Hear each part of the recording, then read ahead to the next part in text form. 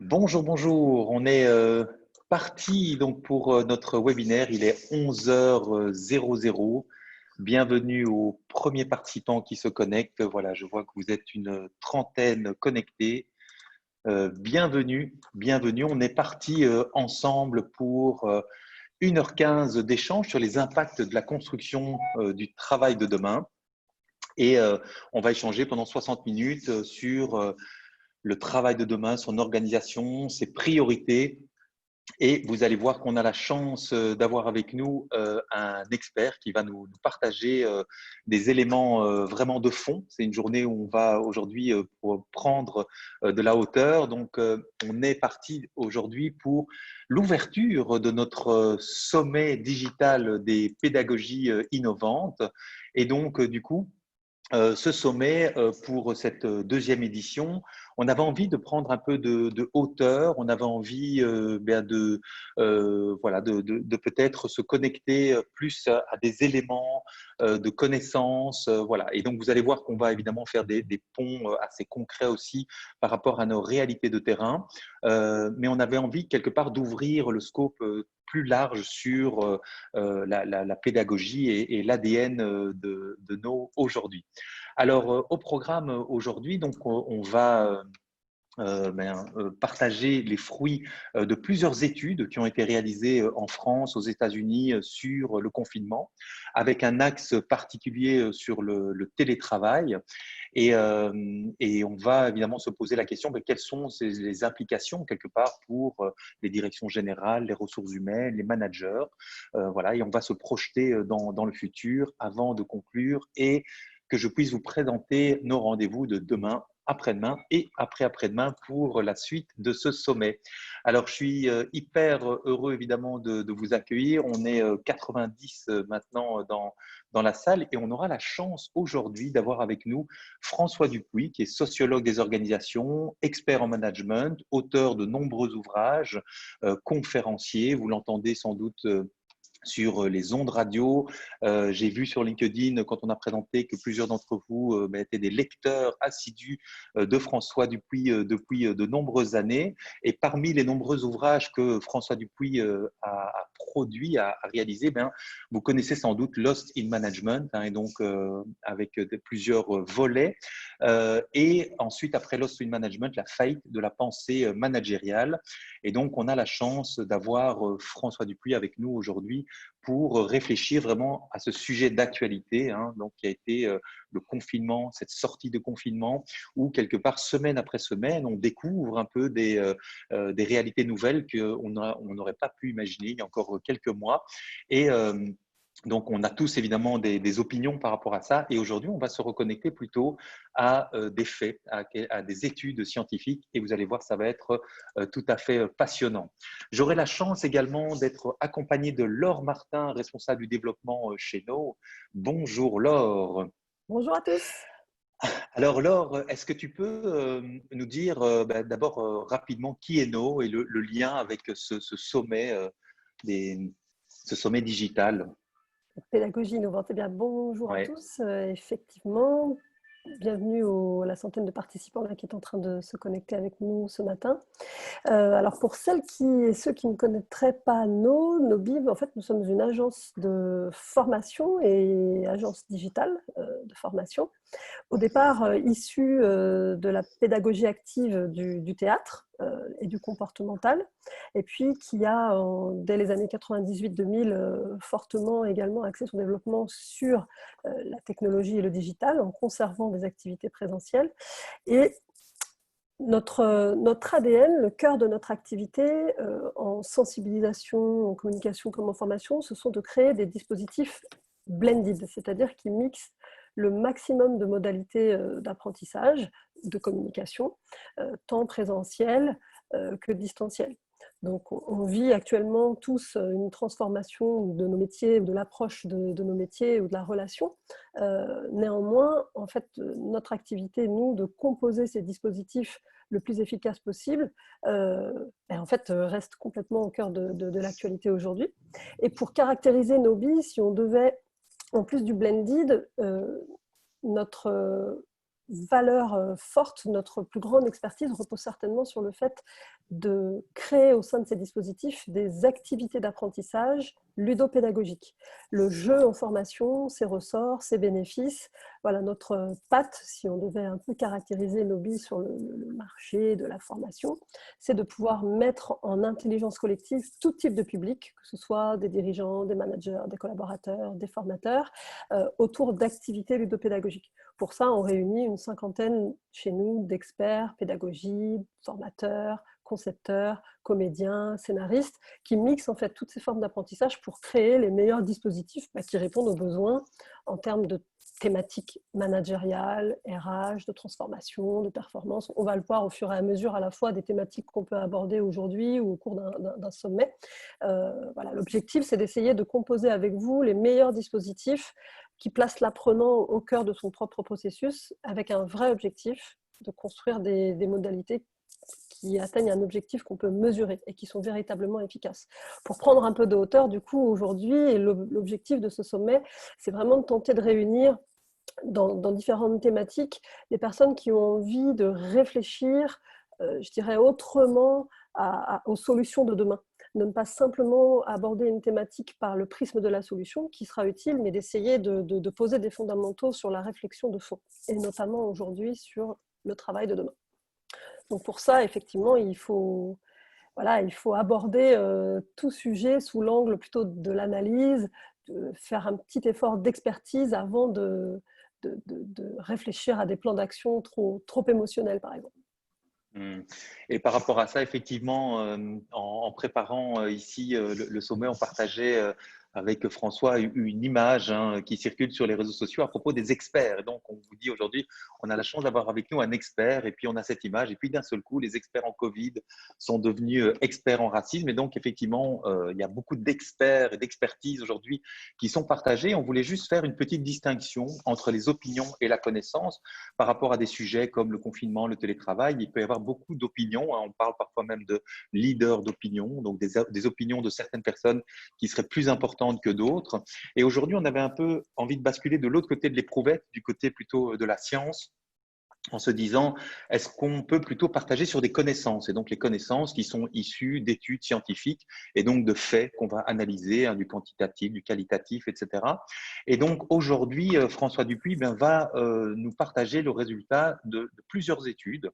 Donc une étude principale, la première qui a été menée sur les Français face au confinement, avec effectivement la perception du confinement, dans le confinement un aspect particulier sur le télétravail.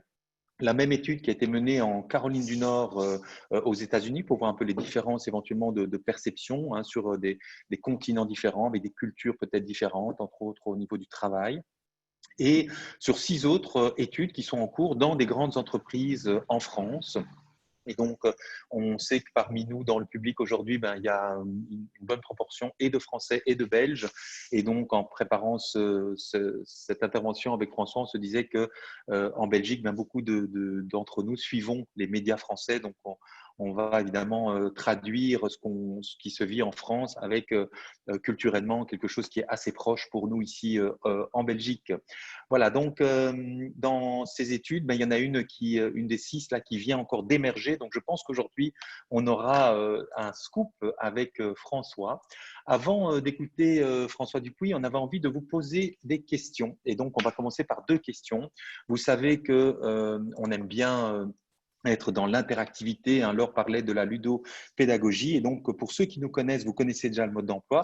Pour les autres, je vais vous l'expliquer. Donc, vous pouvez prendre votre téléphone, votre smartphone et ouvrir votre appareil photo et diriger l'appareil photo vers le QR code qui se trouve à l'écran. Et chez moi, j'ai ouvrir un lien dans Safari, une petite notification. Je l'ouvre et j'arrive directement sur cette page sur mon téléphone. Vous pouvez également ouvrir une fenêtre dans votre navigateur en tapant l'URL suivant nobi/SDPI comme sommet digital des pédagogies innovantes, donc nobi/SDPI, soit sur votre téléphone, soit sur votre PC. Et donc, vous arrivez dans les 2 cas sur la page qui se trouve à l'écran. Quand vous voulez retrouver la page qui se trouve à l'écran sur votre PC ou votre téléphone, en bas, il y a un petit icône présentation et quand je clique dessus, je retombe exactement sur la même page. Et donc, première question que j'ai envie de vous poser, c'est à titre personnel, comment avez-vous vécu l'expérience du confinement? Et donc, vous pouvez rentrer un mot-clé dans le petit espace et cliquer sur envoyer et vous voyez que les premiers mots apparaissent déjà à l'écran maintenant. Et je ne vais pas les lire, comme ça vous permet de les taper sans être influencé dans vos réponses. Et quand vous le souhaitez, évidemment, vous pouvez regarder ce qui se passe à l'écran. Alors, c'est intéressant parce qu'on a déjà plein de mots qui s'affichent. Et quand un mot est tapé plusieurs fois, eh bien, il s'agrandit. Voilà, donc les mots qui apparaissent le plus au-dessus, c'est bien, très bien, difficile, sereinement, prendre du recul, questionnement, opportunité. Voilà, et le mot qui apparaît en plus grand, les deux en fait à égalité, c'est bien et difficile à égalité, et sereinement et très bien. Voilà, donc on voit effectivement, c'est très riche, hein, et donc on a aussi privé de liberté, multitasking, d'abord plutôt bien, puis un peu moins, la lassitude, l'isolement, angoisse, puis sérénité. Donc on peut imaginer effectivement que la perception n'a pas été la même au début et à la fin du confinement. Je vois aussi le mot fatigant qui apparaît un peu plus grand, remise en question, apprentissage, super.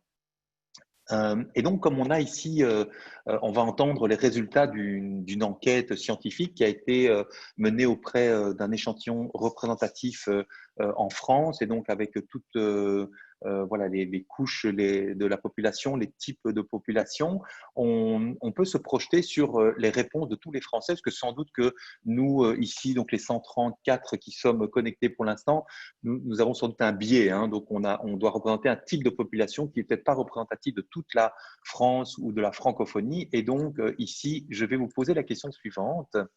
D'après vous, quels sont les mots qui qualifient la perception du confinement par les Français dans leur ensemble? Donc là, on avait notre perception à nous, les 130 ici, et à votre avis, tous les Français, donc avec cet échantillon plus représentatif, les mots qui qualifient la perception du confinement par les Français dans leur ensemble.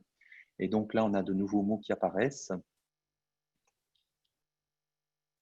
Donc là, on se projette au-delà de nous, ici, et on imagine les Français dans leur ensemble. Et alors, c'est intéressant parce que ce ne sont pas les mêmes mots, du coup, qui apparaissent. Et donc, le mot principal qui apparaît, c'est difficile, puis contrainte, isolement, incertitude, solitude, privation, peur, long.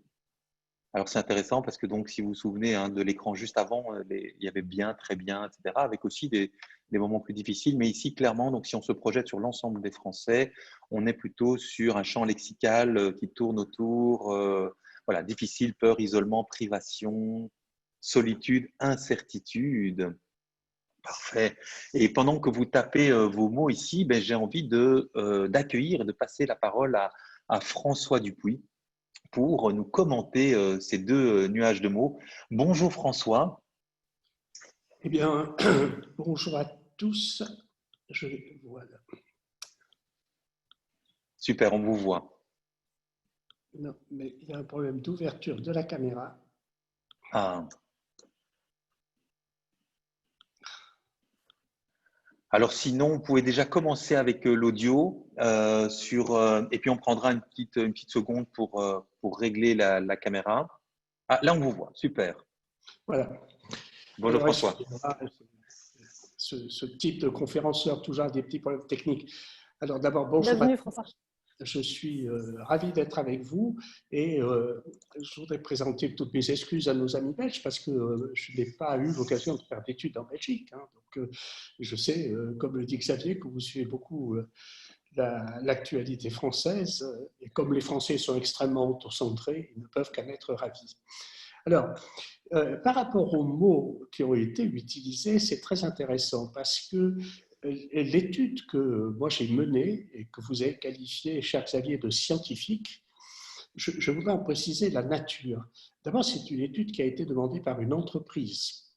C'est pour ça que les résultats, je ne les ai jamais rendus publics et je ne les rendrai jamais publics, même si je peux en parler, parce qu'ils appartiennent à cette entreprise. Un autre point qui est intéressant par rapport à ce qu'ont dit les personnes qui nous regardent ou nous écoutent, c'est vrai que l'étude a été menée au milieu du confinement, en plein milieu du confinement. Donc, il est tout à fait possible qu'il y ait eu des évolutions dans la façon dont ce confinement était vécu. Enfin, comme vous l'avez dit, c'est une étude scientifique au sens où c'est une étude qualitative. Donc, ce n'est pas du tout un sondage. Pourquoi je ne fais moi jamais de sondage? Parce que dans les sondages, on ne retrouve que ce qu'on y a mis. Donc, non. Donc, une étude qualitative veut dire sur la base d'interviews. Et ces interviews sont menées à partir d'un guide d'entretien que nous élaborons. Et elles durent, ces interviews, entre 45 minutes et 1 heure, quelque chose comme ça. Ça dépend d'ailleurs beaucoup. Et elles sont effectivement effectuées sur un échantillon qu'on appelle raisonné, c'est-à-dire qu'il n'est pas représentatif de toute la population française, il est représentatif sur 2 ou 3 variables qui sont essentiellement une qui est fondamentale, c'est urbain et rural, c'est une variable fondamentale à comprendre. Une autre qui est bien entendu l'âge des répondants, et une troisième qui est la catégorie socio-professionnelle selon les critères de l'INSEE. Voilà. Alors, une fois dit ceci, la première chose qui a frappé dans cette étude, c'est le fait que globalement, et on raisonne globalement avec toutes les différences qu'il peut y avoir. Quand je parle de globalement, je ne veux pas dire que tout le monde a réagi de la même façon. Donc je dis globalement, le confinement a été bien vécu. Et il a été plutôt bien vécu et on a un indicateur qui le montre de façon claire, qui nous a beaucoup surpris d'ailleurs en faisant les interviews, c'est chaque fois que l'on posait la question aux gens, comment vous vivez ce confinement, etc., les interviewés disaient toujours, moi j'ai de la chance. Alors c'était marrant de voir que tout le monde avait de la chance et on leur demandait de préciser, mais qu'est-ce que vous voulez dire? Pourquoi vous avez de la chance? Au fait, c'est quoi? Et ils se référaient à cette image que la presse française a véhiculée à satiété, sans d'ailleurs en avoir jamais vérifié la réalité, qui est ce mythe de la famille, le père, la mère et 2 ou 3 enfants enfermés dans un tout petit appartement et la famille finissant par se disloquer sous la pression de cette vie collective sans possibilité d'échappatoire. Et chacun s'y référait dans les entretiens que nous avions en disant ben, « moi j'ai de la chance, je ne suis pas dans cette situation », y compris ceux qui vivaient dans les petits appartements, et chacun disait ah, ben, vous savez, moi je donne sur un square où je peux descendre pour promener le chien ou pour que les enfants aillent s'amuser, où j'ai une très belle vue sur des arbres, etc., etc. Bref, chacun avait de la chance. Bien. Alors, quand on poussait un peu, on leur disait mais qu'est-ce qui va vous amener à ce jugement relativement positif sur le déconfinement? Il y a un mot qui est clé. Et c'est sur celui-là qu'il faut absolument se centrer, c'est la notion de liberté. Et fondamentalement, c'est ce que moi j'ai appelé d'ailleurs la liberté retrouvée. Et donc, fondamentalement, ce que nous ont dit les gens, c'est finalement, j'ai une liberté que je n'ai jamais eue. Et jamais j'avais pensé que je pourrais avoir cette liberté. Et d'ailleurs, c'est très intéressant parce que, bien entendu, on comprend bien que ce qui a aidé à vivre pas trop mal le confinement, c'est le fait que chez les Français, les autorités politiques ont pris des tas de mesures qui permettaient de ne pas trop se faire de soucis financièrement, du moins pour le temps du confinement, hein, parce qu'après, on ne sait pas. Mais au-delà de ça, la notion qui est ressortie, c'est la notion de liberté. Alors, sur quoi porte la notion de liberté? Ce que j'appelle, moi, encore une fois, la liberté retrouvée. Elle porte sur la capacité à organiser son temps comme on le veut.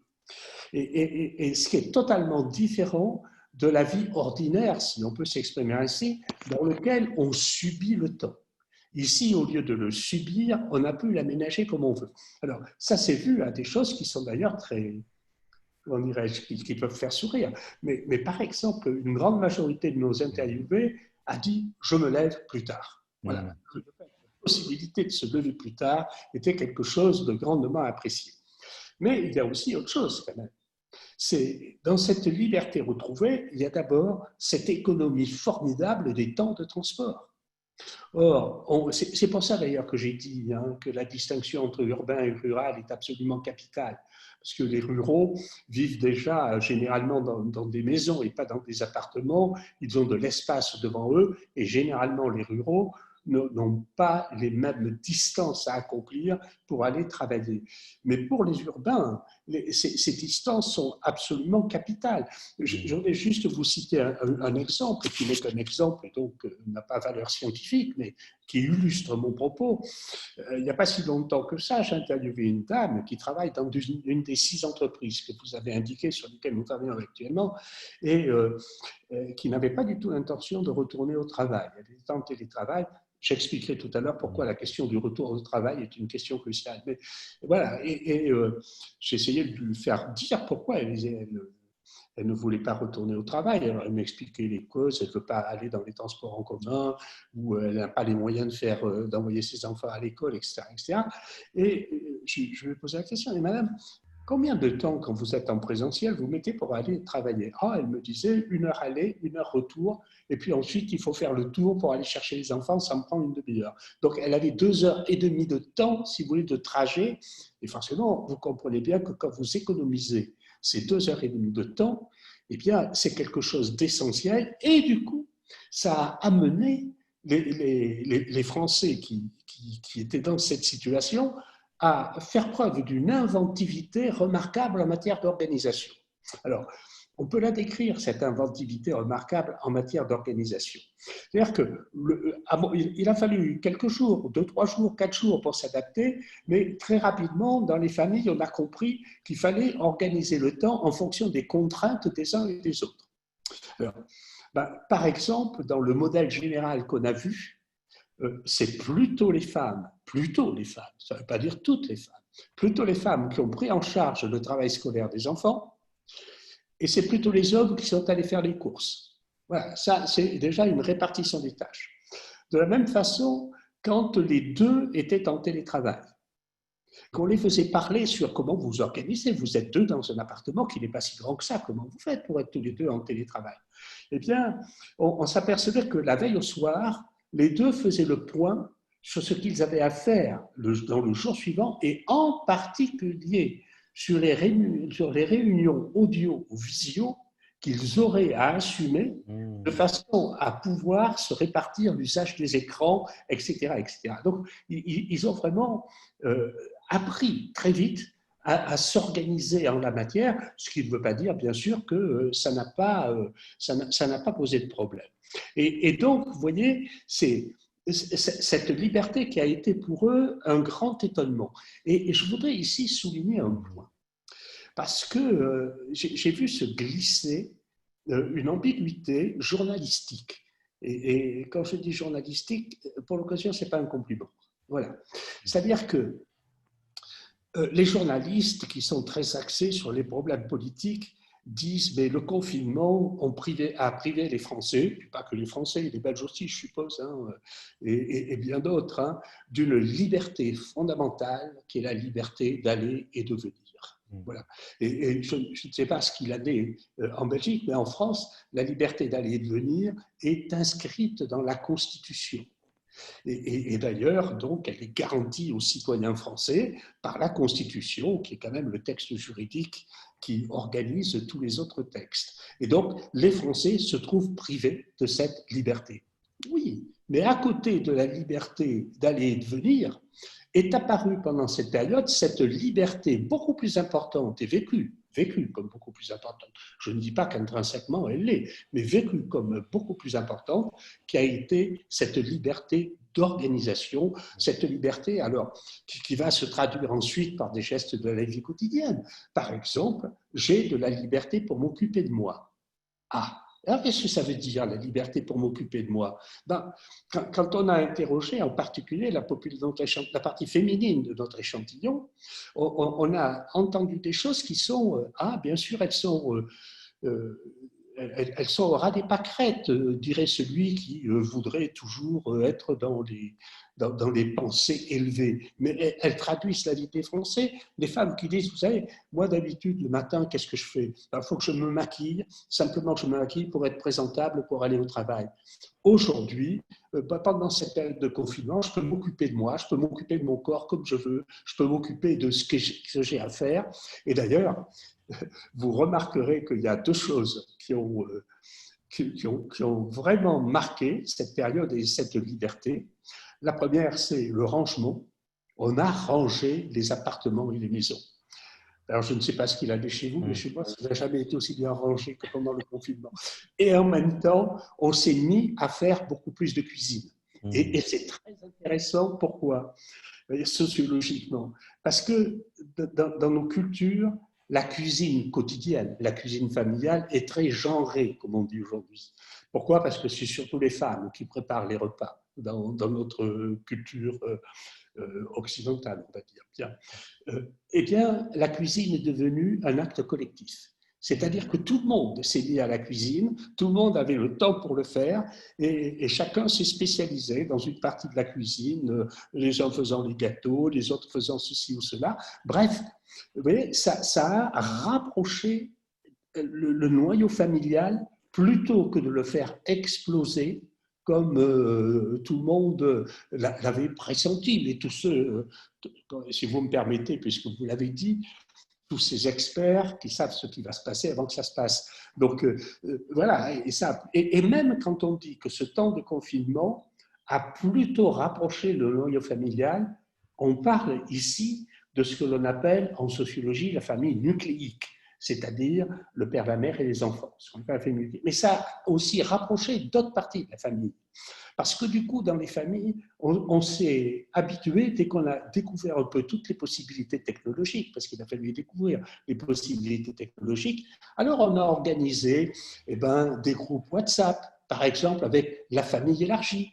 Et on s'est mis à se parler avec des membres de la famille auxquels on ne parlait plus beaucoup, finalement, vous voyez, mais ils sont venus se joindre au groupe WhatsApp et on a bavardé de tout, de rien, de ce que l'on faisait.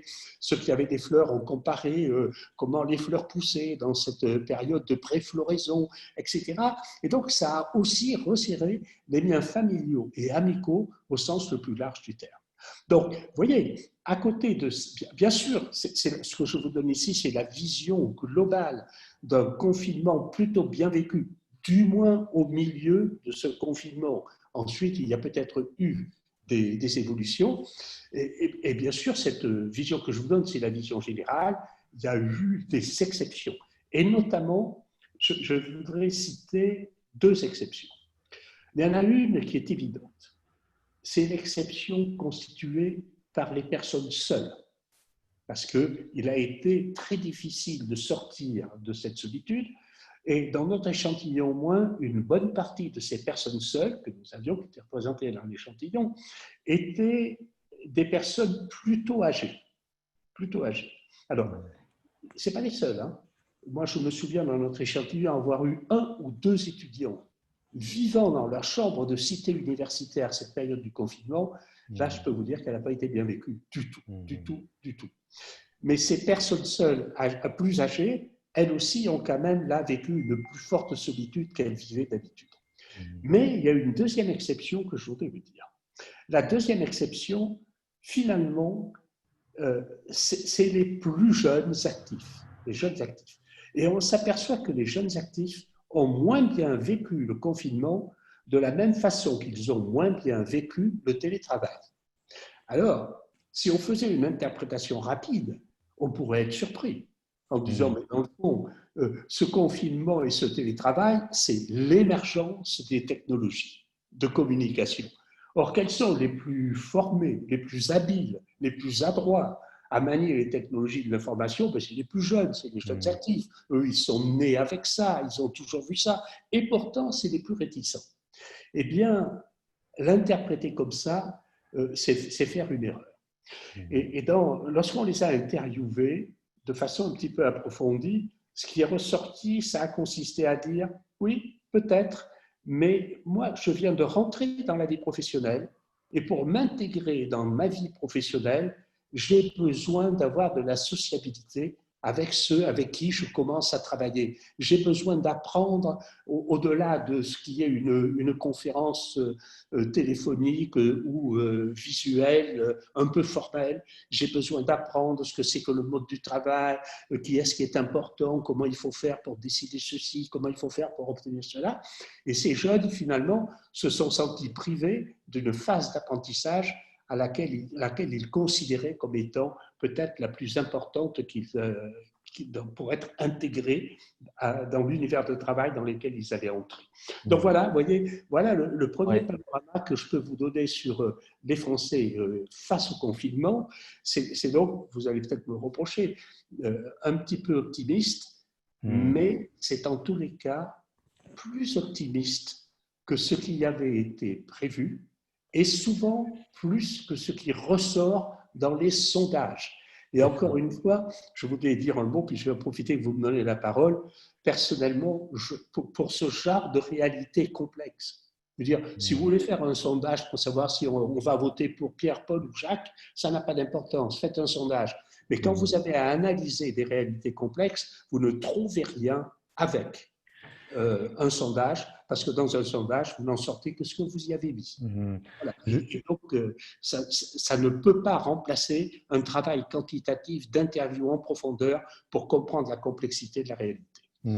C'est intéressant parce qu'effectivement, quand on a posé donc les deux questions ici qui étaient à titre personnel, comment j'ai vécu l'expérience du confinement, on voit que le nuage de mots est globalement positif, hein, donc il est autour de bien, sereinement, très bien, etc., avec un peu plus bas, difficile, fatigant. Donc on peut dire que nous tous ici, hein, donc les 140 personnes ici, on a voté plutôt positivement. Et quand on demande de se projeter sur l'ensemble des Français, on rejoint peut-être ce que vous nous avez partagé tout à l'heure sur le traitement médiatique, et peut-être qu'on a une image, du coup, nous on a de la chance, comme vous venez de le dire, mais que si on se projette sur tous les autres, en fait c'est très difficile. Frustration, privation, difficile, isolement, incertitude, peur, contrainte, on n'a quasiment pas de mots positifs.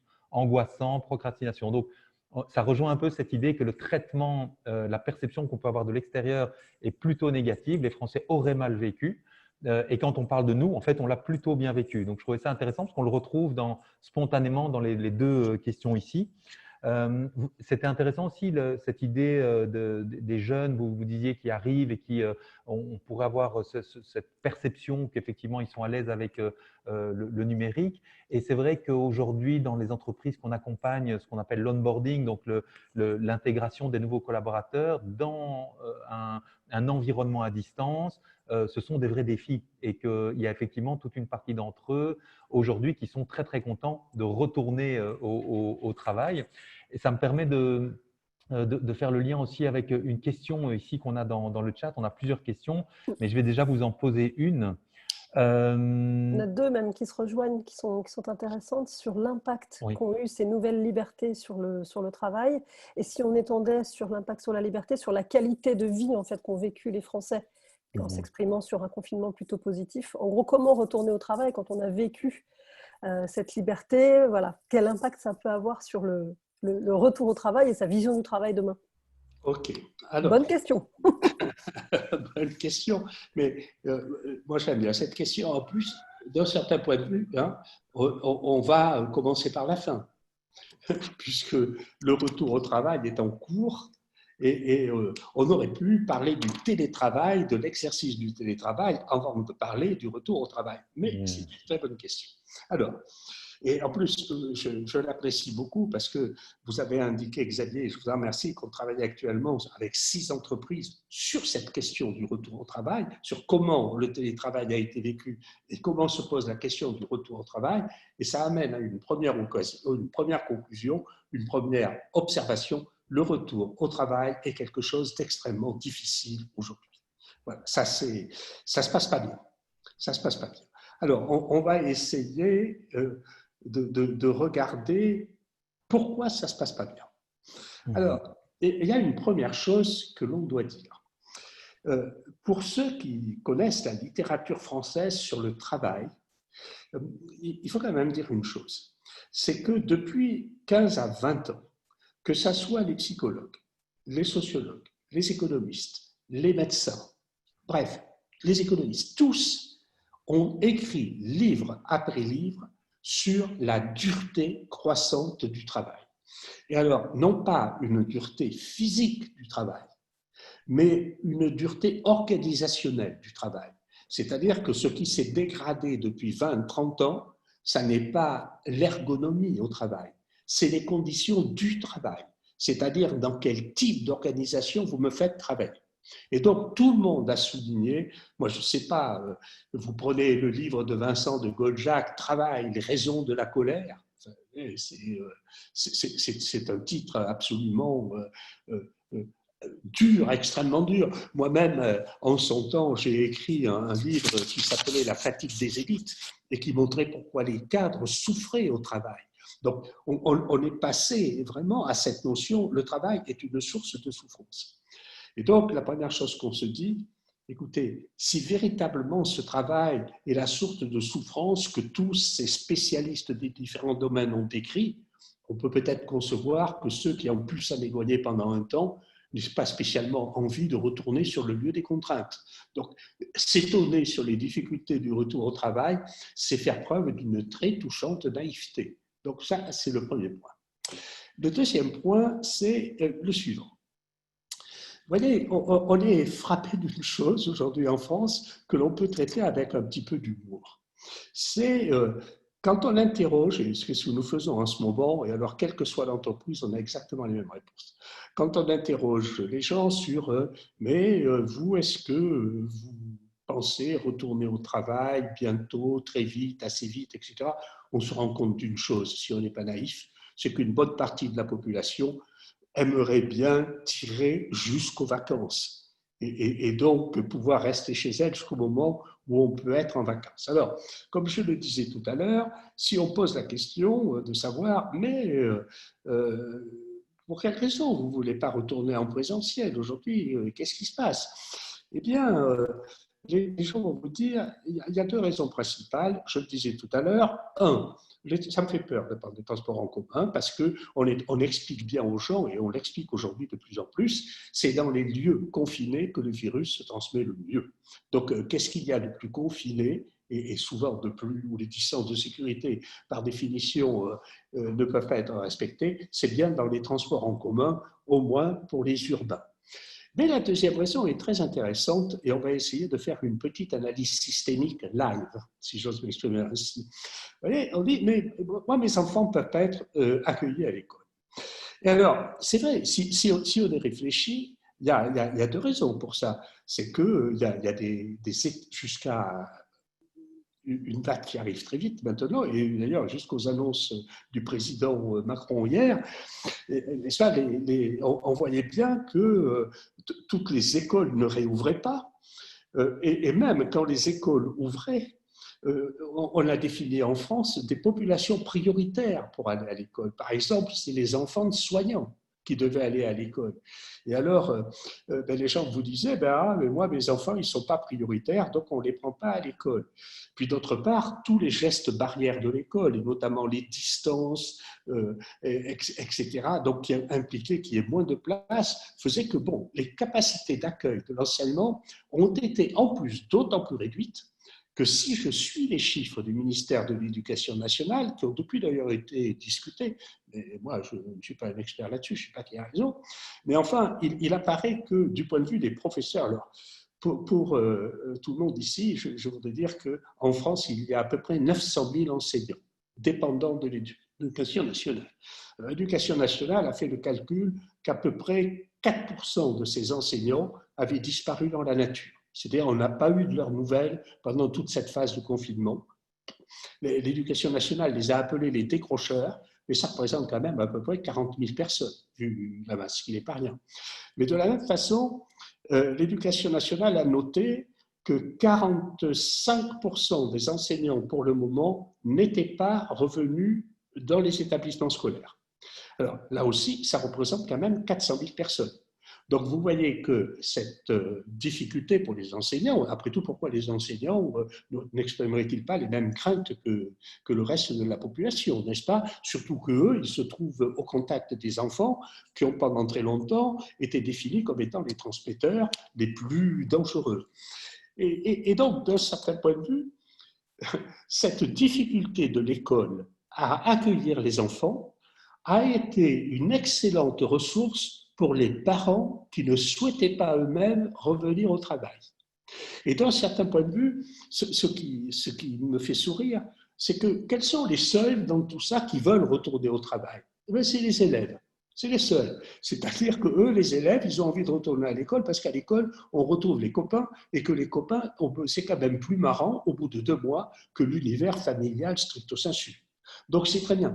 Mais en ce qui concerne les deux autres acteurs, c'est-à-dire les parents d'une part et d'autre part les enseignants, eux ont une envie bien moindre de retourner au travail. Et on pourrait dire, si on voulait, j'espère que personne ne m'en voudra, qu'il y a, comme on dit en politique, une alliance objective aujourd'hui entre les enseignants et les parents qui ne souhaitent pas retourner au travail. Alors, il faut nuancer ce que je viens de dire avec un propos quand même qui est, attention, il y a quand même des parents qui veulent retourner au travail parce que pour eux, c'est absolument essentiel pour pouvoir être rémunérés. Donc, s'ils n'y retrouvent pas, ils vont perdre beaucoup d'argent.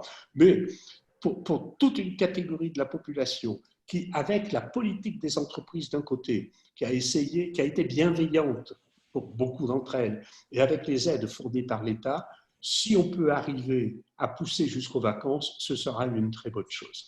Donc, vous voyez, c'est pour ça que ce retour au travail pose un problème. Alors, il en pose un autre.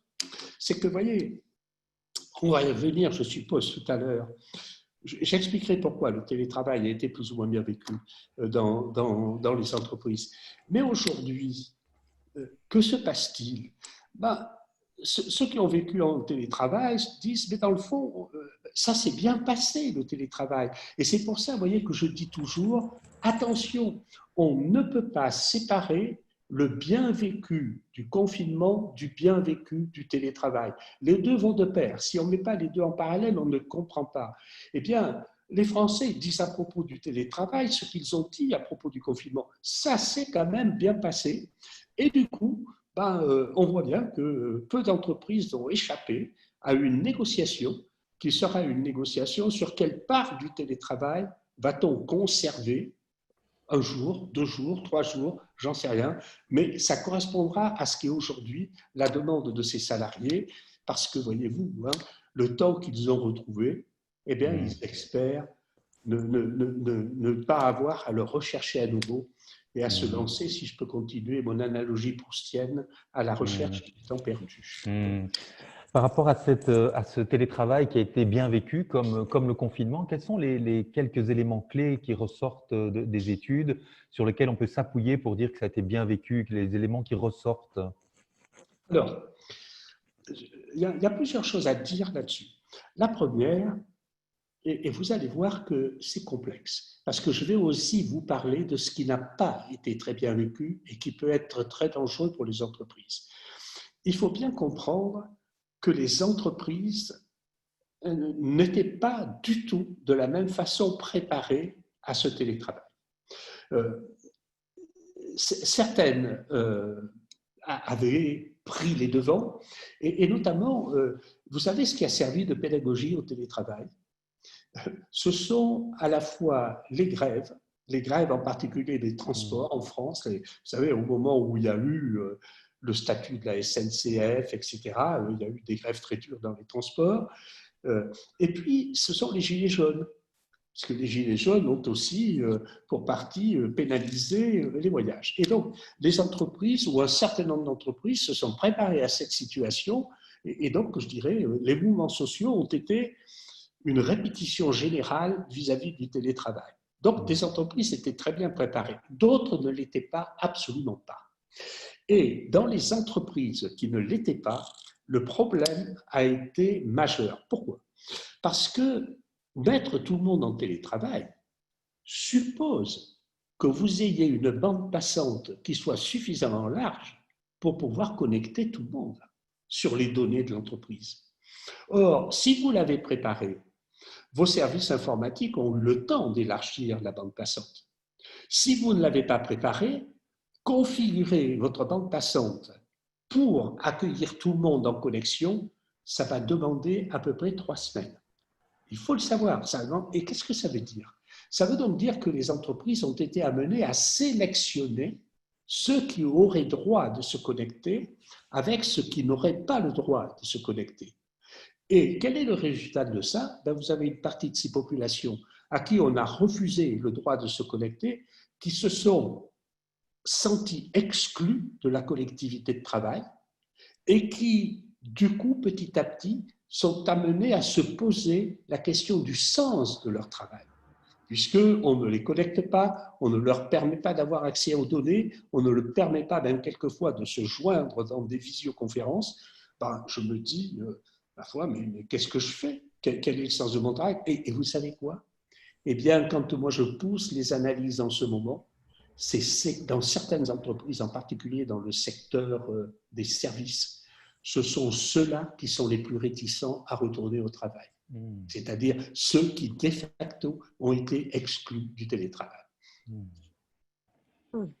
Super intéressant. J'ai une question intéressante dans le chat enfin, elles sont toutes intéressantes les questions, mais ça rejoint deux, trois éléments que vous avez abordés, François, sur la différence entre le travail en confinement, et j'imagine le travail à distance en confinement, et le travail à distance dit structurel. Quelle différence on peut voir entre ces différences de télétravail? Certainement celui imposé, certainement celui choisi. Le travail à distance, c'est-à-dire celui qui existait auparavant du confinement, celui qui était déjà permis, organisé, mais certainement négocié, alors qu'il y a eu le travail en confinement quelque part ouvert à tous, mais quelque part aussi imposé, un peu en mode il faut sauver son job, il faut sauver le soldat Ryan, il faut sauver nos organisations. Oh, je comprends très bien. On a un peu abordé la question jusque-là. Pour ceux qui avaient déjà une pratique du télétravail, qu'est-ce que ça voulait dire? Ça voulait dire en particulier que l'équipement dont disposaient ces gens-là était un équipement extrêmement adapté à ce type de travail. Donc, pour eux, ça n'a pas posé de difficultés ni techniques, ni d'ailleurs, ni même ergonomiques d'ailleurs, je veux dire. Un grand changement. C'est-à-dire que quand je dis ni ergonomique, par exemple, il y a des gens qui étaient équipés non seulement avec la technologie nécessaire, mais même avec des sièges nécessaires pour bien pouvoir rester assis devant son écran, comme quand on est au travail, on a des sièges ergonomiques par rapport à cette nécessité de rester assis. Donc, je dirais que ceux-là n'ont pas été spécialement surpris. Et d'ailleurs, quand on regarde cette population-là, ça n'est pas la population qui demande spécialement de rester en permanence en télétravail. Je vais expliquer tout à l'heure, si vous le voulez, pourquoi moi j'en arrive aujourd'hui à la conclusion que le télétravail est extrêmement dangereux pour les entreprises. Si vous voulez, je vous le dirai, vous me posez la question et je vous dis pourquoi. Mais ce n'est pas ces gens-là qui demandent à rester en permanence en télétravail. Eux, ils ont le rythme télétravail présentiel, et ça leur convient très bien. Sur la population qui s'est trouvée brusquement en face de cette nécessité, il lui a fallu un temps d'habitude. Et d'ailleurs, je vais vous dire, on voit bien qu'il aura fallu un même temps d'habitude pour intégrer le confinement et le type de travail qu'elle est avec. Les deux sont allés de pair. C'est pour ça qu'il y a eu de l'hésitation au début. Et il a fallu ce temps dont je parlais tout à l'heure pour s'organiser, organiser la vie, organiser comment on se répartit le temps, etc. Mais cet apprentissage organisationnel, il s'est fait vraiment très vite. Donc, voilà, et c'est cette population-là qui, d'un certain point de vue, aujourd'hui dit « mais ça a bien marché ». Ça a bien marché, donc pourquoi on ne continue pas comme ça? Et c'est probablement cette population qui est la plus demanderesse d'un temps de télétravail plus long que les autres. Est-ce que ça m'intéresse évidemment très fort d'entendre en quoi le télétravail peut être dangereux et peut-être aussi alors qu'on se projette un peu dans… Alors, on n'a pas de boule de cristal ici, mais dans le futur, en se disant, tiens, il y a eu ce bouleversement majeur. Vous avez dit que les mouvements sociaux avaient été une répétition. On a eu l'épisode Covid. Et donc, si on se projette dans un futur, est-ce qu'il y a déjà des tendances? Vous nous avez parlé tout à l'heure il va falloir avoir des temps de négociation. Qu'est-ce qu'on pourrait s'imaginer sur un futur proche par rapport à ce qui ressort de vos études? Bien. Alors, je dirais là aussi, bonne question.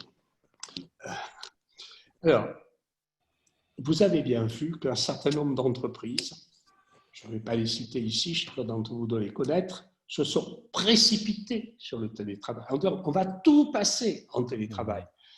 Parfois, elles l'ont fait pour des raisons qui valent ce qu'elles valent, mais qui consistent finalement à faire payer par le salarié le prix du mètre carré qu'il coûte dans les bureaux. Donc, c'est un réflexe extraordinaire pour essayer de faire des économies et encore une fois, des transferts de coûts. C'est un transfert de coûts de l'entreprise vers le salarié. Moi, je le vois très bien quand et les salariés le savent. Je le vois très bien quand on interviewe des DRH. Quand on demande aux DRH, mais quelles sont les questions que vous posent les gens? Les gens, comme question, ils posent est-ce qu'on va me rembourser l'électricité que j'utilise, moi, pendant le télétravail? Est-ce que je peux avoir droit à des tickets repas pendant que je suis en télétravail, etc. etc. Donc, les salariés s'en rendent tout à fait compte. Donc, voilà. La deuxième chose que l'on peut dire, c'est qu'on n'échappera pas, les entreprises n'échapperont pas à une négociation avec les organisations syndicales sur la part de télétravail qui doit demeurer après cette période. Alors, ici, il faut remarquer deux choses. C'est que ne soyons pas naïfs, pour le moment, on parle comme si le télétravail était possible pour tout le monde. Ce n'est pas le cas. On pourrait quand même s'intéresser un petit peu au travail présentiel, obligatoire, parce qu'il y a du travail présentiel obligatoire que l'on n'arrivera pas à faire passer en télétravail, même si dans cette période, on a découvert que le télétravail pouvait s'étendre beaucoup plus qu'on ne l'avait pensé.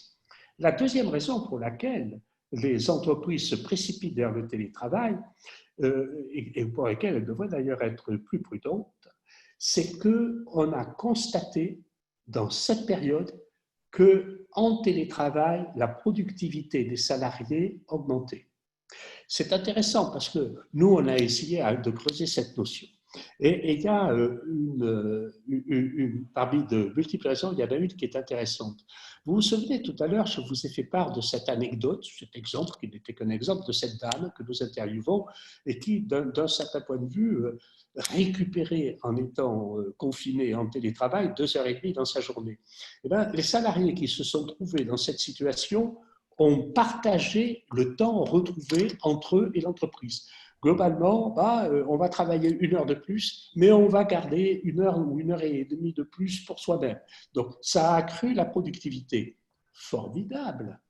Sauf que des études qui ont été menées il y a déjà 10 ans au moins chez Renault ont montré que la productivité en télétravail suit une courbe de Gauss. C'est-à-dire qu'elle augmente, elle augmente, elle augmente, puis à un moment donné, elle se stabilise, puis ensuite elle décroît pour retrouver la productivité normale en présentiel du salarié. Donc, il faudrait prendre un peu de distance, il faudrait essayer de ne pas voir juste devant son bout de nez, mais essayer de voir ce que ça va donner un peu plus loin. Enfin, si je dis que les entreprises n'échapperont pas à une négociation avec les syndicats, c'est parce que les syndicats sont relativement favorables au télétravail. Donc, ils vont vraiment demander très fort à ce qu'on négocie là-dessus et on trouve des accords qui soient des accords sur la durée que l'on va passer à télétravail et les conditions dans lesquelles se déroulera ce télétravail. Si je peux me permettre d'émettre une opinion, nous n'échapperons pas à une tendance bien française, bien ancrée dans la culture de ce pays, c'est que tout le monde va réclamer à corps et à cri une grande loi générale qui engloberait toutes les possibilités de télétravail, ce qui est complètement impossible, mais qui va compliquer, bien entendu, comme toujours, les choses autour de cette question. Donc voilà pourquoi, dans le futur, on ne va pas échapper à cela, mais en même temps, comme je vous l'ai dit, le télétravail, c'est quand même quelque chose de dangereux, et je voudrais vous dire pourquoi. Dans les observations que nous sommes en train de faire, il y a une chose qui commence à quand même beaucoup nous frapper. Le télétravail est extrêmement bien adapté aux organisations bureaucratiques. Pourquoi ? Parce que dans les organisations bureaucratiques, au sens sociologique du terme, c'est-à-dire le gouvernement par la norme, par le process, d'un certain point de vue, le travail est déjà extraordinairement séquencé. Et comme quand vous êtes en télétravail, il faut quand même prévoir les rencontres à l'avance. Vous ne pouvez pas prendre votre téléphone, appeler votre chef, dire le chef il n'est pas là, c'est pas grave, etc. Mais non, vous êtes obligé de séquencer beaucoup la façon de travailler. Donc, vous travaillez dans ce que l'on appelle un mode segmenté et séquentiel. Segmenté, c'est chacun fait son boulot dans son silo. Séquentiel, c'est, ma foi, il faut faire d'abord cette partie du travail, puis cette partie du travail, puis cette partie du travail, puis cette partie du travail. Les bureaucraties fonctionnent déjà comme ça. Donc, le télétravail leur va très, très, très bien. De ce point de vue-là, elles y sont habituées. D'ailleurs, dans nos entreprises, la grande entreprise, que je ne citerai pas, bien sûr, la plus optimiste sur le télétravail, celle qui juge que ça s'est le mieux passé, etc., c'est vraiment une organisation bien bureaucratique et bien de chez nous. Je vais dire ça comme ça. Mais quand vous regardez toutes les entreprises qui aujourd'hui sont en train d'essayer de devenir agiles, pour utiliser ce mot, hein. Bon, on s'en fiche du mot, mais pour les entreprises qui préfèrent travailler en simultané qu'en séquentiel. Qu'est-ce que ça veut dire travailler en simultané? Ça veut dire qu'il y a, je ne sais pas moi, un appel d'offres pour un client. Ça veut dire qu'il y a un produit ou une offre de solution à proposer à un client, etc. Et ça veut dire donc qu'au lieu que chacun travaille les uns après les autres, il va falloir que tout le monde travaille en même temps pour arriver à accroître la rapidité avec laquelle on va être capable de sortir ce que souhaite le client. Pour toutes ces entreprises-là, et c'est quand même la tendance vers laquelle chacun cherche à aller. Le télétravail constitue une régression. Parce que lui, le télétravail, il amène les entreprises les plus souples, les plus coopératives à revenir vers le travail séquentiel, c'est-à-dire vers le travail bureaucratique. Alors, moi, je veux bien qu'on dise le télétravail, c'est merveilleux, tout le monde est content. Il faudrait quand même se méfier beaucoup de cet effet systémique que va avoir le télétravail, de faire régresser ce qui est la tendance aujourd'hui, ce qui était la tendance, c'est-à-dire allons vers des organisations travaillant en simultané, ayant mis la coopération au centre de leur capacité à produire quelque chose, eh bien, toutes ces organisations, si elles passent trop en télétravail, elles vont revenir vers des modes beaucoup plus séquentiels et beaucoup plus bureaucratiques. En ce sens-là, moi je trouve que l'enthousiasme pour le télétravail est un enthousiasme à courte vue, sans en avoir mesuré profondément les conséquences organisationnelles. François, une question qui remonte de différentes manières, mais qui tourne toujours autour du rôle des ressources humaines et des managers. Je pense parce qu'ils sont pas mal représentés aussi aujourd'hui dans l'Assemblée qui nous écoute, mais c'est vrai qu'il y a beaucoup de questions auxquelles on ne peut pas forcément répondre avec une solution toute faite. Mais comment sont impactés aujourd'hui les responsables de cette transformation, de ces réflexions à mener demain, que sont souvent voilà, les directions, les ressources humaines, et puis après le bras souvent un peu armé opérationnel qui est le manager.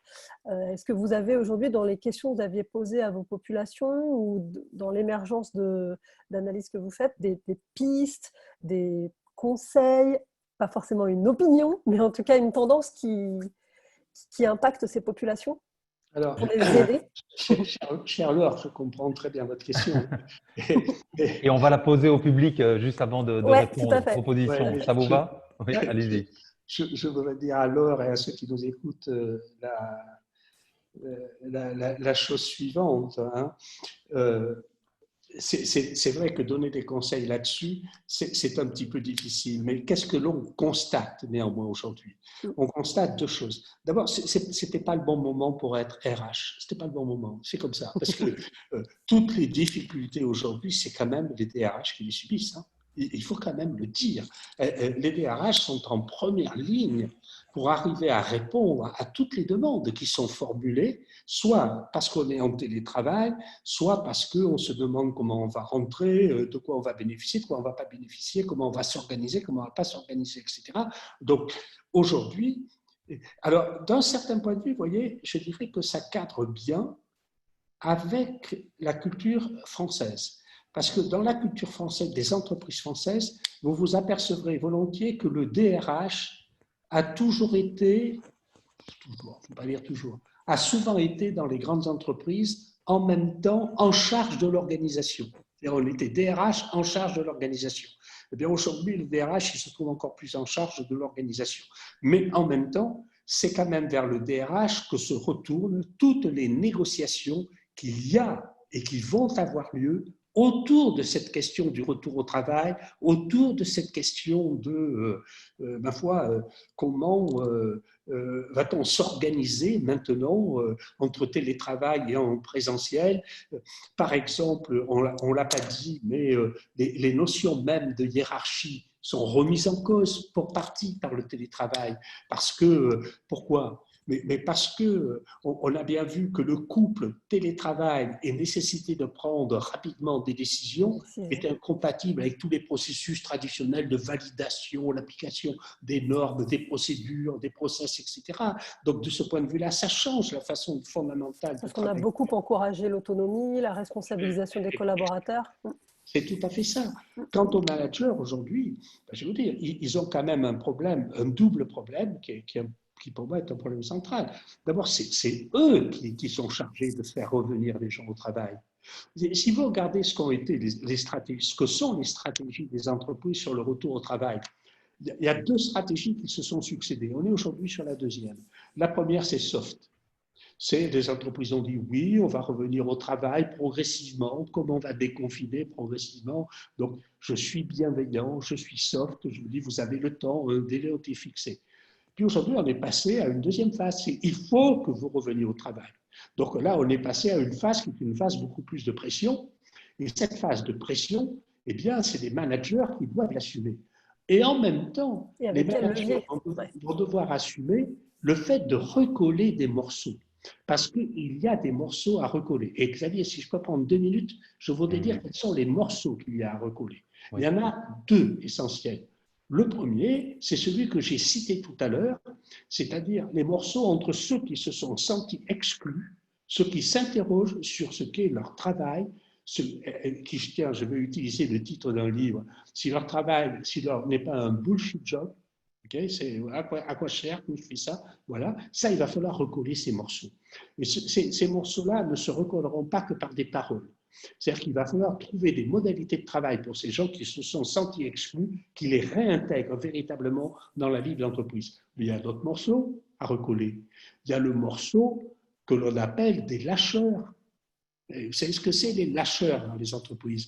C'est là où les gens ont eu le choix. Vous êtes en présentiel, ou vous pouvez rester chez vous pour des raisons, même pas en télétravail, mais simplement vous pouvez rester chez vous pour des raisons sanitaires, etc. etc.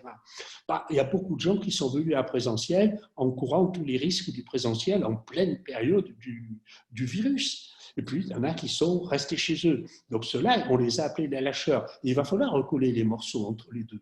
Et ça ne va pas être facile du tout. Et donc, vous voyez, les managers vont avoir la charge de recoller ces morceaux-là qui vont cliver petit à petit, même si au tout début, les clivages n'apparaissent pas, petit à petit, les reproches vont surgir. Et là, c'est les managers qui vont se trouver en première ligne pour faire ce boulot. On a ouvert la question donc justement sur les conseils qu'on pourrait donner avec toutes les réserves d'usage qu'on a dit sur l'expertise, sur les opinions, etc. Et donc à ce stade, quels conseils donneriez-vous aux directions générales, aux RH, aux managers, aux collaborateurs? Et donc voilà, on a 74 réponses là déjà, donc on n'aura pas l'occasion de toutes les lire, mais donc quelques-unes, on va les survoler. Et puis François, ça m'intéresse éventuellement d'avoir votre… voilà, que vous puissiez rebondir sur l'une ou l'autre qui vous éventuellement ferait un peu de l'œil. Donc, il y a pour les directions générales, associer les RH et les opérationnels, faire confiance aux employés, ne pas se précipiter dans des solutions court terme, évoluer vers un autre mode d'organisation, reviser les pratiques managériales et la notion de confiance. On a aussi dit dans ce qui avait changé, effectivement, il y a ce rapport de contrôle, d'autonomie, de confiance qui était aussi au centre du télétravail. Prendre le temps d'analyser les besoins de l'existant et ne pas se précipiter, redonner confiance aux collaborateurs. Je vais passer à la colonne suivante. Et donc, tout ceci, juste pour vous dire, vous les recevrez après tous sous forme écrite. Donc, toutes ces productions, parce que je trouve qu'elles sont vraiment riches, elles sont intéressantes et elles couvrent plusieurs domaines. Donc, le conseil que vous donneriez au RH, c'est de réfléchir, de tirer les leçons du passé avant de négocier, d'être créatif et soutenir, d'écouter les personnes, proximité de terrain, écoute, proximité qui reviennent plusieurs fois, aller sur le terrain à la rencontre. On sent que c'est vraiment une grosse famille. ne pas partir de la peur, mais de la perspective, accompagner le changement, préparer les équipes au retour. Donc, de nouveau, on pourra Beaucoup redescendre jusqu'en bas. d'accompagnement, hein. Oui, d'écoute et de connexion avec le terrain. Les conseils que vous donnez aux managers, c'est de faire confiance aux collaborateurs, d'être créatifs dans la confiance, des règles du jeu claires et souples, de nouveau la confiance, moins de super contrôle, impliquer les collaborateurs dans le projet, faire le point avec son équipe sur ce qui a été appris, soyez présents pour le bien-être de vos collaborateurs, ne soyez pas le nez dans le guidon dans l'opérationnel, intelligence collective.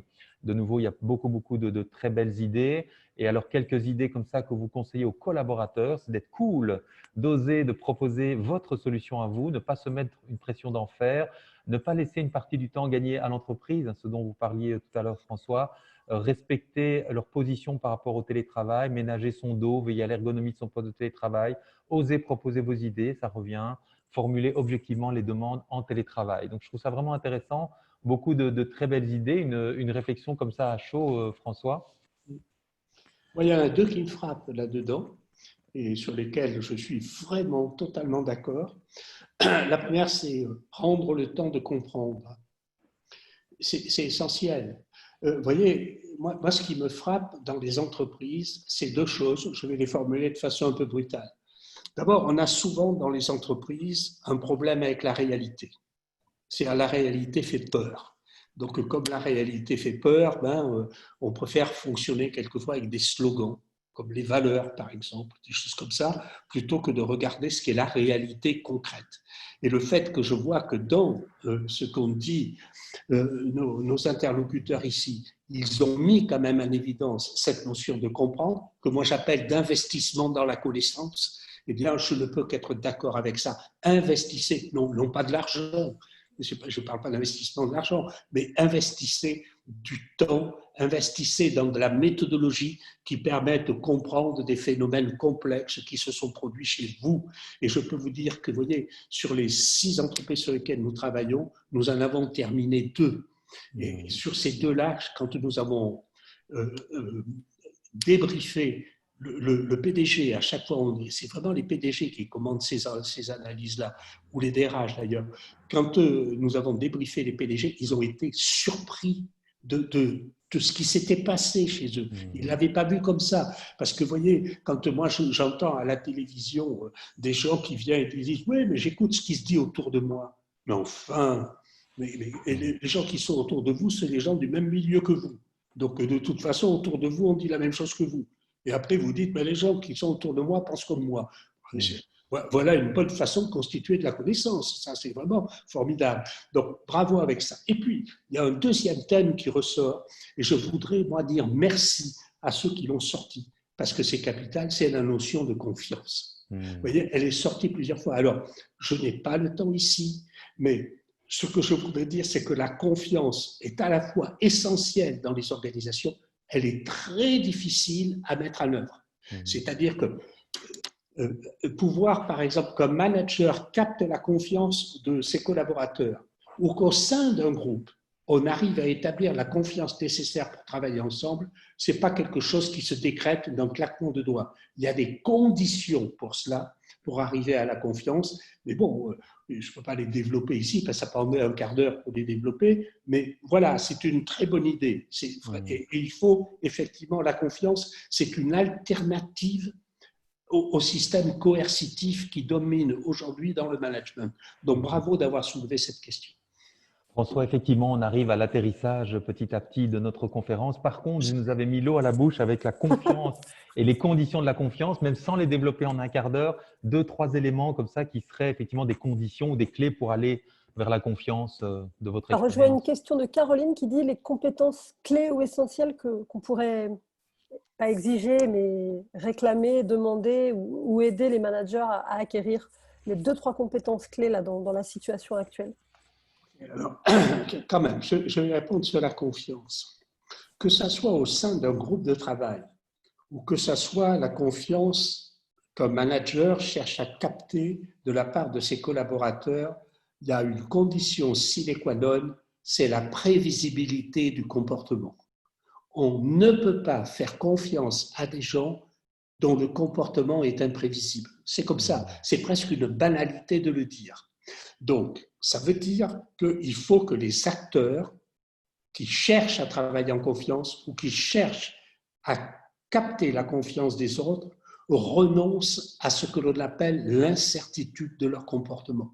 Et d'ailleurs, vous voyez, en le faisant vite, je suis obligé de le faire d'une façon extrêmement théorique. Voilà, c'est dommage. Enfin, et renoncer à l'incertitude de son comportement, c'est ce que les philosophes ont appelé l'éthique. Un comportement éthique, ce n'est pas un comportement dans lequel vous ne piquez pas dans la caisse. Un comportement éthique, c'est un comportement dans lequel vous êtes prévisible pour ceux qui travaillent avec vous. Ils savent à quoi s'en tenir. Mais pourquoi pour un manager, devenir prévisible pour ses collaborateurs, c'est quelque chose qui est difficile? Parce que les sociologues ont démontré depuis très longtemps, depuis mon maître Michel Crozier, ça nous ramène, voilà, ils ont démontré qu'une partie du pouvoir que vous détenez, ce n'est pas lié à votre position hiérarchique, ce n'est pas lié au titre que vous avez. Une partie du pouvoir que vous détenez est liée à l'imprévisibilité de votre comportement. Donc, pour un manager, il y a un arbitrage très difficile à faire. C'est pour ça que c'est difficile la confiance, entre quelle part d'imprévisibilité je conserve pour conserver le pouvoir nécessaire pour piloter ce que je dois piloter, et à quelle part d'imprévisibilité je renonce pour que ceux qui travaillent avec moi puissent me faire confiance. Donc voilà pourquoi la confiance, elle est à la fois essentielle, mais extraordinairement obtenir à mettre en œuvre dans les organisations.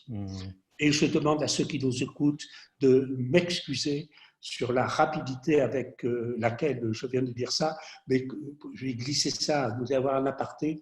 Dans mon prochain livre, j'y ai consacré un chapitre entier. Et du coup, ça nous donne envie de vous entendre plus longuement peut-être sur ce sujet qui pourrait être effectivement la confiance voilà, où On va prendre rendez-vous à la sortie du livre. Exactement, tout à fait. Ben, merci beaucoup pour ces partages extrêmement riches et on se rend compte que le défi de vous demander d'aborder toute cette thématique extrêmement large dans un temps aussi court est un défi en fait qu'on ne sait pas relever, mais voilà, on a eu beaucoup d'infos, je trouve, à la fois en largeur, en quantité et aussi en profondeur sur certains éléments et ça nous donne envie du coup de vous suivre sur LinkedIn, de lire vos livres pour en savoir plus et d'être à l'affût de vos prochaines sorties dans lesquelles, évidemment, j'imagine que tout ce qui est occupé à circuler pour l'instant comme connaissance pourra sans doute être formalisé dans vos prochains ouvrages. Donc, tout ça, c'est à suivre et j'espère qu'on pourra se réentendre très vite ici en ligne. Alors, on se posait la question après, donc Laure, je passe rapidement la parole, donc dire que si on va aller plus loin, Oui. effectivement, avec François, avec d'autres, ben, effectivement, il y a des possibilités. Ici, je te passe la parole, Laure, pour oui, mais présenter très rapidement. rapidement, en fait, nous-mêmes, on est aux premières loges d'un besoin central, en fait, dans les préconisations que nous pouvons être amenés nous-mêmes à faire auprès des organisations qui nous sollicitent. Notre cœur de métier, c'est le conseil en stratégie, en sensibilisation, communication, en création de parcours de formation, comme on vous l'a expliqué en introduction, ou pour ceux qui nous rejoignent, à travers toutes ces thématiques qu'on peut aborder, managérial, RH, développement de compétences, l'accompagnement du changement. Mais en fait, tout ça, on ne peut le faire, on ne peut pas faire l'économie de l'analyse et de la réflexion en profondeur aujourd'hui. Nous-mêmes, acteurs de solutions et d'accompagnement, aujourd'hui, on sent que pour aller plus loin et accompagner encore plus dignement les organisations dans cette étape de réflexion en changement complet et total et profond, mais qu'on a besoin en fait de partager cette connaissance, d'aller plus loin. On n'a pas envie d'être une poule sans tête qui propose des solutions, certes, que nous savons efficaces par nos outils et nos méthodes, mais en se coupant de l'analyse, je dirais plus empirique ou systémique dont parle François, on a besoin de cette connaissance et en fait on a besoin de la partager en temps réel avec les personnes qui expriment le besoin. Je pense que parmi les participants aujourd'hui, il y a autant de personnes qui sont dans le besoin de mettre en place des solutions, de rechercher, de réfléchir à ces solutions, que de managers qui ont besoin peut-être de faire remonter des besoins, des acteurs aussi, formateurs. Voilà, donc je pense qu'on a tous ce besoin en fait, de partager cette connaissance pour construire un après. Comme on l'a vu dans le chat, les gens ne veulent pas juste des solutions toutes faites, qui vont avoir de petits résultats à très court terme, ce qui ne veut pas dire qu'il n'y a pas des besoins à court terme qu'il faut tenter de comprendre et auxquels il faut pas à pas répondre. Mais voilà, tant qu'à faire, essayer de construire des solutions plus pérennes et je dirais encore mieux réfléchies. C'est notre cœur de métier qu'on a envie, nous, d'enrichir aussi avec ce type de connaissances. Voilà. Après, notre travail reste sur le fait d'apporter des solutions pragmatiques et efficaces en matière d'intelligence collective, de formation et de conseils en stratégie des organisations. Super. Je profite, donc on est vraiment à l'atterrissage, à la clôture. Donc François, pour vous remonter que dans le chat, tout le monde était très heureux de ce partage, même si ça donne envie d'entendre la suite. Des personnes posent la question de la date de sortie de votre prochain livre, de quand est-ce qu'on pourra, du titre, de quand est-ce qu'on pourra se réentendre ici en webinaire. Et donc voilà, il y avait, je pense vraiment, ça a été très riche et une belle source d'inspiration. Je voulais vous remonter ça et vous remercier. On va continuer à partager dans un groupe LinkedIn. Vous allez recevoir les données prochainement. Et on voulait avoir un petit mot de clôture pour ce webinaire. On va partager ces mots avec François. Donc, un mot en conclusion de ce moment d'échange et de partage pour avoir peut-être votre ressenti, voilà, ce que ça vous a inspiré. Et donc, voilà, on va avoir des mots-clés qui apparaissent à l'écran et qui sont pour vous, François, un cadeau. Donc, c'est pour vous remercier en retour du temps que vous nous avez consacré et aussi du fait que ces études ne sont pas publiées, elles ne sont pas disponibles au grand public. Donc, il y a vraiment des éléments, je pense, qui sont d'actualité, qui sont très concrets, qui sont scientifiques, basés sur une étude. Et donc, effectivement, je rejoins le mot ici que je vois, merci, inspirant, passionnant. C'est ce que j'ai ressenti en vous écoutant. Donc, un immense merci pour ça. Et j'aurais envie de vous laisser le mot de la fin, François, sur ce qu'on pourrait dire en conclusion de cette heure 15 qu'on vient de passer ensemble. Non, si j'avais une conclusion, ben voilà, si j'avais une conclusion, je la retournerai vers vous. Et je vais faire quelque chose sans flagornerie. Moi, je vais vous remercier à vous. Parce que, vous voyez, c'est rare que l'on puisse avoir une heure pour justement faire la différence auprès de gens qui sont concernés. Moi, je vois tout ce qu'on dit, les gens, à quel point ils sont concernés, si vous voulez, toutes les idées qui sortent. Disposer d'une heure pour montrer aux gens ce que l'on peut apprendre quand on investit dans la connaissance, c'est quelque chose de rare.